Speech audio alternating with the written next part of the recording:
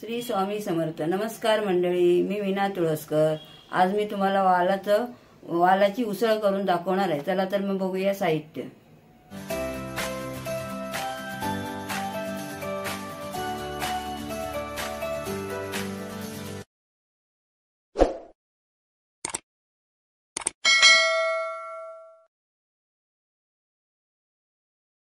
हे वाल आहेत, सोलून ठेवले आहेत मी, पाव किलोच्या वर आहेत आणि दोनदा धुवून पण ठेवले आहेत. त्याच्यात घालण्यासाठी हे कांदे बारीक करून ठेवले, 2 कांदे आहेत मध्यम आकाराचे.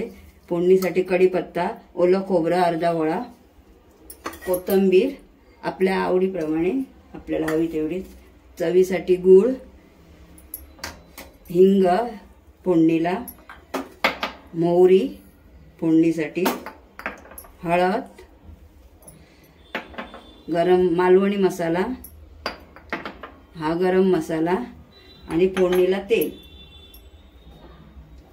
एवढं आपण घालायचं आहे उसळ बनवताना. गॅस चालू करून कुकर ठेवला आहे मी. तर कुकर तापल्यावरती याच्यामध्ये तेल घालते 4-5 चमचे. मग बाकी सगळं फोडणीला घालायचं. कुकर तापू दे जरा. गॅस फास्ट ठेवलाय.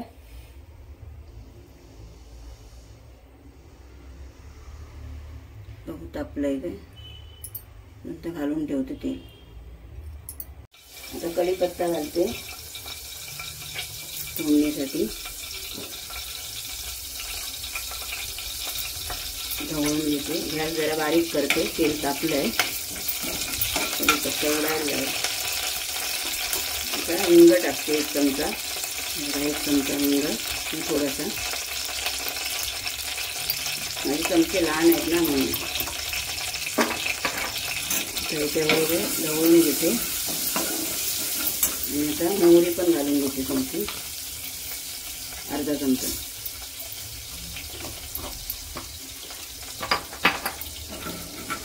पण ढवळून घेते.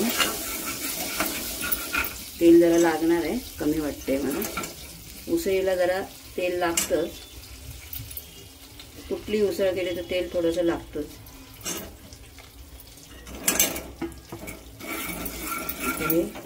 जरा फास्ट करते गॅस. तडतडून तर गरम मसाला घालते.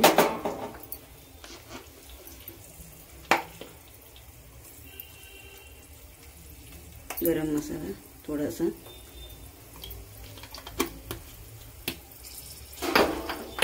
ते पण ढवळून घेते.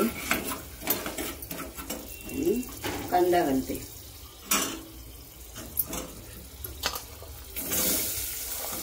हे 2 कांदे आहेत मध्यम आकाराचे. कांदा जरा जास्तच लागतो या उसळीला. कांदा चांगला भाजला झालाय. कुकरमध्येच घालायचं म्हणजे कसं. आणि कुकरची शिट्टी वगैरे, झाकण वगैरे नाही लावायचं कुकरचं. झाकणी मारायची फक्त. आता मालवणी मसाला घालते 1 चमचा. अर्धा घातला हा. आणखी थोडासा घालते. झाला 1 चमचा. तुम्हाला जेवढं पाहिजे तेवढं. तुम्हाला तिखट किती लागतं ना तेवढं तुम्ही घालायचं. जास्त तिखट पण बरं नाही. आणि वाल जरा वाईट गोडच असतात ना, म्हणून थोडंसं जास्तच घालायचं. जरा थोडासा मसाला मी टाकला परत, कारण मला थोडं कमी वाटत होता म्हणून. आता ह्याच्यामध्ये आपण हळद घालूया अर्धा चमचा. थोडी, म्हणजे अर्धा चमचा पण नाही, थोडी. आता हे घालून झालं सगळं. आता याच्यामध्ये आपण वाल घालूया.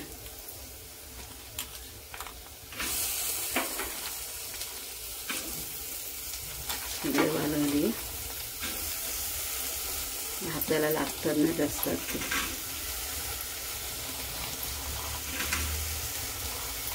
थोडे थोडे मोड येत होते त्याला.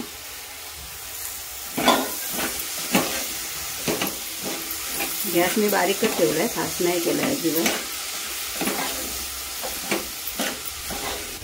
आता याच्यामध्ये आपण गूळ पण टाकून घेऊया.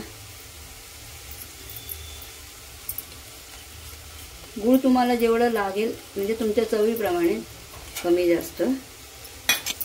आता याच्यामध्ये आपण याच्या अंगाबरोबर पाणी ठेवायचं, कारण वाल जास्त पण उकडलेले बरे नाही. शिट्टी लावली तर मग ते जास्त उकडणार, त्याला काही बरोबर मजा येणार नाही. आता याच्यामध्ये मी अंगाबरोबर पाणी घालणार आहे. हे आता घातलं एवढं पाणी मी. मग असे तुम्हाला मीठ सांगायला विसरले मी, मीठ पण घालायचं याच्यामध्ये.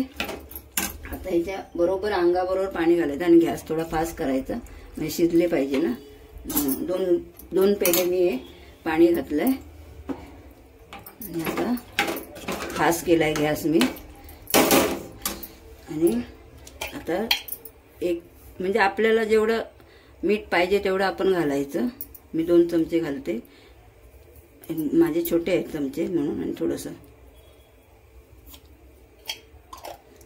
आपल्या चवीप्रमाणे घालायचं मीठ. आणि आता हे शिजायला आपण झाकण मारून द्यायचं याला, म्हणजे ते आतमध्ये शिजतील.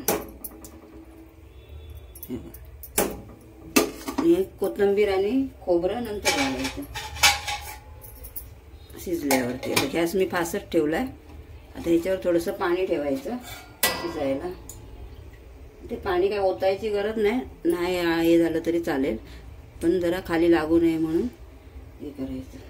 गॅस फास्टच ठेवायचं म्हणजे पटकन शिजतील ते. आता आपण उघडून बघूया झालंय काय. थोडंसं पाणी आहे, आता आटत झालं. हे पाणी पण त्याच्यात टाकते, ढवळून बघते. एकदा दोनदा बघितलं मी ढवळून. त्याच्यामध्ये आपण खोबरं घालूया.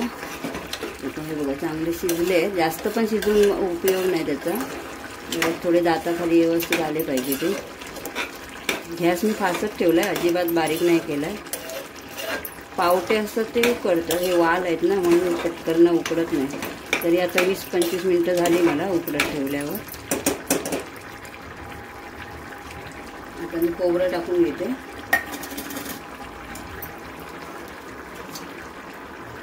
तुम्हाला जेवढं खोबरं हवं तेवढं तुम्ही घाला, नाही घातलं तरी चालेल. असे नुसती पण उसळ चांगली असते, पण आम्हाला खोबरं लागतं म्हणून मी घालते. तुम्ही खोबरं घातल्यावरती चांगली लागते उसळ. वाटून पण घालू शकतो आपण खोबरं भाजून वगैरे, तशी पण अशी पण केली तरी चांगली लागते. ते जरा आटू दे तोपर्यंत. आता झाकण नाही लावणार आहे, असं ढवळा. पाणी आटलं ना तर बरं. फास्ट ठेवलाय गॅस.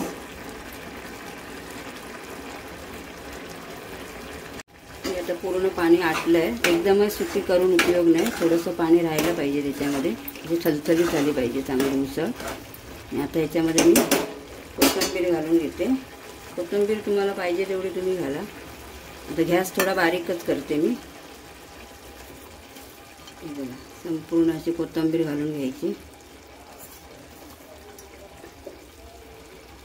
ही जर रेसिपी आवडली असेल तर लाईक करा, शेअर करा, सबस्क्राईब करा, कमेंट करा आणि नक्की करून बघा अशी उसळ वालाची.